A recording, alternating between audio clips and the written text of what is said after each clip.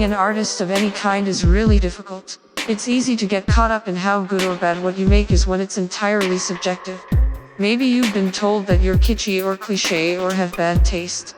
You get discouraged and have this idea in your head that you're inherently untalented, or unoriginal, or whatever, because you've internalized all the negativity that others have projected onto you.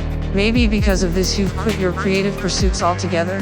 But who's to say what is truly good or bad when it comes to art? Your generic or corny might be someone else's high art, and vice versa. So where do we draw the line? Well, in the end I think that line is ultimately meaningless. The distinction serves no purpose in the creative process, so you shouldn't let it stifle you. If you don't create with yourself and your own taste in mind, it becomes a slog, and you'll be creatively paralyzed.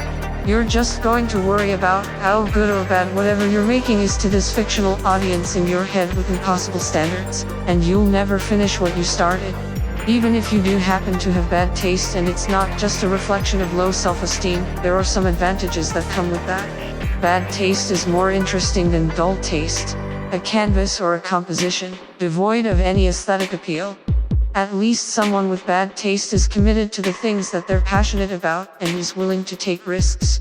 The more you create and the more risks you take, the sooner you'll find your voice and learn to embrace it.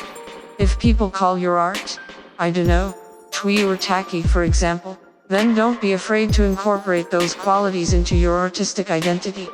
There's going to be someone out there who appreciates your art for what it is. Don't let other people's pretentiousness get in your way. This isn't to say that criticism is bad and should be avoided at all costs. Learning to take criticism is an important part of improving and growing as an artist. We all make mistakes, but there's a time for editing and critique, and a time for focusing on yourself and your art. Allowing your inner critic to take over the time you set aside for raw self-expression is nothing but counterproductive. And so is dwelling on what other people have said about your art and taking their opinions personally. It's only human to care about what people think.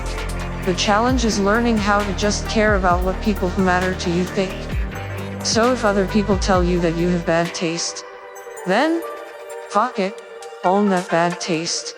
Go out there and make crap. Be camp, be kitsch, be simple, be over the top. But most of all, be sincere and have fun. If you're having fun, then so will everyone else.